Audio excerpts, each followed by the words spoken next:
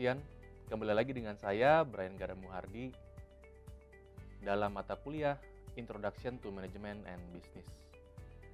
Bersama saya, kita akan membahas tentang topik yang ketiga ini, yaitu tujuan perencanaan yang strategis dan bagaimana sih caranya untuk bisa mengimplementasikan langkah-langkah proses manajemen strategi dan keunggulan bersaing yang harus dimiliki oleh sebuah organisasi. Untuk mengawali sesi ini, ada 4 alasan utama perencanaan sangat esensial untuk dilakukan. Di mana yang pertama yaitu menjadi acuan kita memberikan arah kepada seorang manajer dan timnya, non-managerial, untuk bisa mencapai tujuan dari organisasi yang ada. Kemudian yang kedua, yaitu mengurangi ketidakpastian dalam mengantisipasi kalau ada hal-hal yang mungkin di luar dugaan, adanya perubahan-perubahan yang signifikan, sebagai pertimbangan juga terhadap perubahan dan juga menanggapi yang cepat, sigap, tepat. Yang ketiga, alasan utamanya adalah meminimalkan pemborosan dan juga aktivitas yang tidak perlu dilakukan karena terbilang inefisien, tidak jelas, dan perlu diperbaiki. Dan yang terakhir adalah alasannya ada menetapkan tujuan standar yang digunakan dalam fungsi pengendalian. Nah, objektif dari hasil yang diinginkan adalah sebuah target. Hal ini perlu menjadi panduan seorang manajer dan timnya dalam memutuskan semua kebijakan, baik langkah yang taktikal maupun yang strategik dalam membentuk kriteria terhadap parameter berhasil atau tidak sebuah kinerja, dan itu pun harus jelas matriksnya.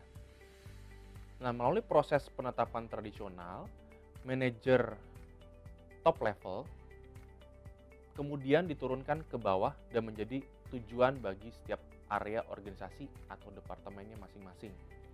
Beda halnya dengan manajemen menurut tujuan, manajemen by objective atau MBO yang kita kenal, bahwa proses penetapan tujuannya disepakati bersama dan menggunakan tujuan itu sebagai evaluasi karyawan. Nah, program ini ada 4 unsur, di mana yang pertama spesifikasi tujuan yang detail, kemudian juga pembuat keputusan partisipatif, jangka waktu eksplisit, dan juga umpan balik kinerja. Nah, rencana biasanya meliputi apa aja? 1. Alokasi sumber daya, juga timeline-nya yang harus jelas, serta action plan-nya, apa yang menjadi prioritas, tindakan pertama, dan seterusnya, untuk lagi-lagi dalam mencapai tujuan organisasi. Nah, jenis-jenis rencana ada beberapa hal, diantaranya adalah rencana strategis, di mana rencana yang diterapkan organisasi secara keseluruhan dan menetapkan tujuan organisasi tersebut. Operasional, meliputi area operasional tentunya yang bersifat lebih sempit dibandingkan strategis. Ada juga tipe rencana jangka panjang, jangka pendek. Bedanya adalah jangka waktunya.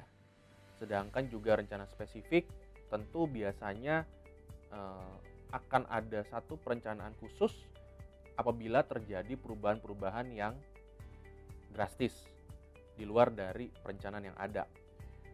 Dan yang terakhir ada rencana arahan yang dipakai untuk merespon perubahan yang tidak terduga. Biasanya ini lebih sifatnya fleksibel untuk menjadi panduan umum. Ada 6 langkah yang memandu perencanaan, implementasi, dan evaluasi strategi. Di mana yang pertama yaitu identifikasi terlebih dahulu misi, tujuan, dan strategi organisasi ini. Misalnya, dari sisi pelanggan, siapa sebenarnya pelanggan yang ingin dibidik, pasarnya sebesar apa, kemudian teknologi apa yang ingin dicapai, dan seterusnya. Kemudian juga melakukan analisis eksternal, di mana ingin mengetahui Dari sisi ekonomi, sosial budaya, politik, regulasi, dan teknologi persaingan lainnya.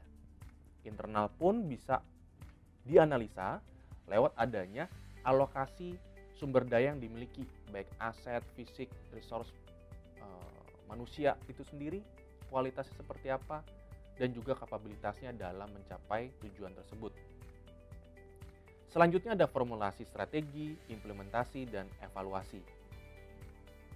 Adapun strategi kompetitif bisa dilihat dari 5 kekuatan menurut Michael Porter. Yang pertama yaitu ancaman pendatang baru, ancaman dari pengganti, bargaining power of buyer, daya beli dari pemasok, dan juga persaingan saat ini. Demikian pembahasan kita di topik ketiga kali ini. Terima kasih dan sampai jumpa kembali dengan saya Brian Garda Muhardi.